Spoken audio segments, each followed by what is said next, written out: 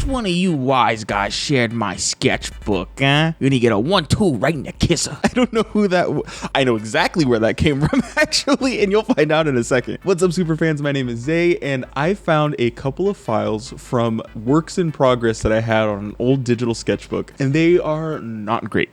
But I figured that despite my embarrassment, it might be fun to share them here. So we're gonna look those over today, and you're not allowed to laugh. Before we get into it, I'm gonna share this week's featured fan. This one is nuts, okay? I didn't think that anybody else on the planet would have this idea aside from me. I guess we really did find our people here, found our tribe.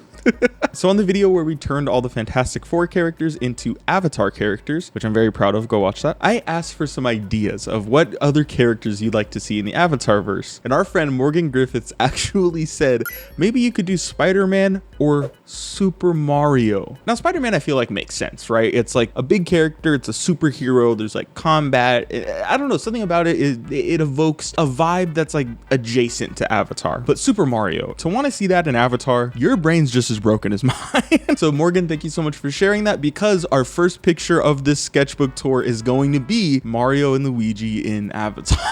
You guys, let me paint the scene, okay? The Super Mario movie just came out. Isaiah was sitting in the theater awestruck at the bright colors. This is so embarrassing. It's so bad. I don't want to show it yet. I was in awe, and the entire time I was thinking, what would these characters be in Avatar? I don't know why I'm so embarrassed this episode. I think this all the time, okay? Literally everything. My girlfriend and I have been watching Anne with an E for like the third time, and even then I'm thinking about that. In fact, it's jumped between Avatar, Harry Potter, and now X-Men. It's a problem. Anyway, let me put up the picture here. You know what? Let me stall for okay, I don't think I could put it off any longer. Here they are.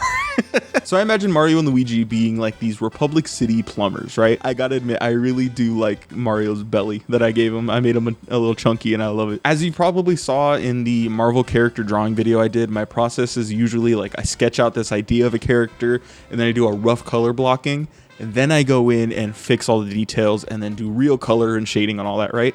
This is when I did the rough color blocking. So I got like the general shape down, and then I was like, what will this look like with colors in it? And then it stopped there. That being said though, this is what I came up with, and it's not too bad. I think the mustaches are crazy. The colors are off, but like, I like their height difference. I think the energy is cute. I think it could go somewhere. Let me tell you what I imagined for their story though. So I did picture very much like the Super Mario Bros. Movie, right? Like there is the normal world, and then there's the Mushroom Kingdom. In my mind, they are Republic City plumbers that get sucked into the spirit world. It'd be really funny if it was like accidentally during the spirit portal opening in book 4 of Korra. But I think that that's what the Mushroom Kingdom is. It's the spirit world. Now, of course, being an Avatar, you'd expect that there'd be some kind of bending, right? So what would they bend? That's a good question. I think Mario's pretty clear. I think he'd be a firebender. You know, maybe it's just because I grew up playing a lot of Smash Bros. Melee, but like he feels like, you know, the fireball is his main thing to me. Now, Luigi's difficult. My first instinct is to say that he'd be a non-bender, just because that's kind of his vibe, that he's like just normal, you know, in the best way. And I think I would stay with that unless somebody can give me something better. What do you think Luigi would bend? Or do you think Luigi would bend? But I think he'd be a non-bender. That being said, what about the other people in this universe? What about, say, Princess Peach? This is my Princess Peach. I gotta say, the colors are sweet. Again, this is the same thing. I just got to the color blocking. I tried to give her like a style, because she dresses kind of Victorian. I tried to give her a style that would have been older to the people in Republic City. So this is something more akin to like the gang's time, like you'd see somebody in this kind of dress in Ba Sing Se. But I wanted to keep the pink, which would imply that she's Fire Nation, which is cool because we also see her with the fire flowers and stuff. I'd be fine with that. I don't really like this one. As you can see between these two, I'm really struggling on learning how to draw eyes at this time, and eyebrows. This is like a rough pass through, but those eyebrows are rough. But that's where like the Super Mario Bros. Stuff stopped.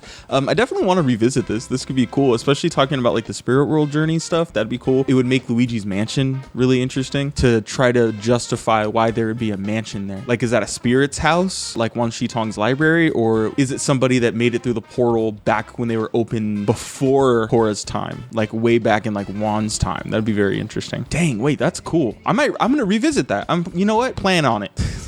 fan art. That's so stupid. Also, going back to Mario and Luigi, that's where I think the "hey, you wise guy" came from in the intro. I was staring at them while I was starting the recording, and I think I just got into it. Anyway, let's move on to the next drawing. So this one is actually from an unreleased video. I think I lost the footage or something, and I ended up not releasing it, but this was back when the first season of Andor came out. I did another pass at an If I Were in Star Wars, specifically doing Andor's time, and I created a Jawa, and he had this companion that was a Gonk Droid. They were part of the Resistance, and he used like this rifle. This was me making like a departure, trying to put myself out of my comfort zone and like things that I typically find interesting, because typically I just do the things that are like cool to me and not things that are fun, you know? So I was like, you know what? Let's take something like goofy, like a Jawa. Let's give him a droid that isn't like cool. And then I was like, I usually go for melee weapons like lightsabers and stuff like that. So let's give him a rifle, right? This was me really trying to push myself out, and it's cute. It's fun to think of him being among like the canon of all the characters from If I Were In. Realistically, he's living, you know, with these guys somewhere in like the void from Marvel. Oh man, and look at this. Oh man, look at this segue. And speaking of Marvel, bro, I'm a pro YouTuber. Speaking of Marvel, we're gonna get into the last section of these pictures. I'm starting with Captain America in Avatar. Now, before I get there, I want you to know that this is kind of like a sneak peek for, I'd say, like my second most ambitious project I have coming up. You know, I could sneak peek that stuff now. You're not my mom. You can't tell me what to do. The first most like ambitious thing I have coming up is this huge series that I'm calling the Superfan score. This is the spiritual successor to the watch along club that used to exist here, where we would watch a movie together and then I would go through at the end and like rate it based off of like my knowledge as a fan, my experience as a viewer, and also my knowledge as a film student. I'm taking the best things from that series and now adding in a structured, scripted commentary in the vein of like Cinema Wins or Dead Meat, where we go through and we watch the movie and I also give you a bunch of behind the scenes information. So that's going to be huge, right? But the second one just under that is my Marvel in Avatar timeline. This is where I'm going to take every single Marvel movie, take at least the main character, not just the main character though, and put them into an actual structured timeline in Avatar. So not just like, oh, I think Star-Lord would be a non-bender and it ends there. It's like, I think this is where his nationality is. I think that this is the year in world he was born, and groups like the Ravagers and the Kree, this is where their backstories are too. So everything that surrounds that story and that character, and I am stoked on it. So be excited for that. I'm actually working on all that as we speak. But that being said, consider these photos kind of a glimpse into where my head was at. But like I said, these are not finished products. These are all still works in progress. So the first one is going to be Captain America. This is my first pass at what I'm calling Captain Republic. You could tell obviously like by the lines and all that, but also the Republic City logo looking like that this is a work in progress. But yeah, I imagine Captain America being an earthbender, specifically so that he can control his shield. And instead of being American, he is from Republic City. I like the suit, the direction it was going, the gloves are cool. The thing is, I end up changing the colors on this. I felt that green was too much of a departure and it just made him look like a green army man. So you'll see something different eventually when it comes out. But I mean, I think this is a cool like first iteration. Also, that doesn't look anything like Chris Evans. That looks like me if I shaved. Let me see if I can line my face up. But yeah, I think this one's pretty cool overall. So let's go into the next one, which is, oh, this one's pretty cool. This is gonna be Thor. So bad art, but the idea behind it I think is sick. I gave Thor kind of like antiquated armor. This is armor that we see worn by General, I think his name is Fang. It doesn't matter. The general that tries to like trap Katara and induce Aang into the Avatar state in book 2, and that's to go along with Thor's, you know, medieval kind of vibe. And I'm going to move on from Thor because anything else would be spoilers. So the next one that we have is Gamora from Guardians of the Galaxy. I'm fine sharing this one because I'm not gonna stick with it. I don't like this design. It's too asymmetrical. I was trying like an asymmetrical thing because I got self-conscious of feeling like all of my art was like mirrored and, you know, the weird stuff that you think about. But this one's, I think, too far.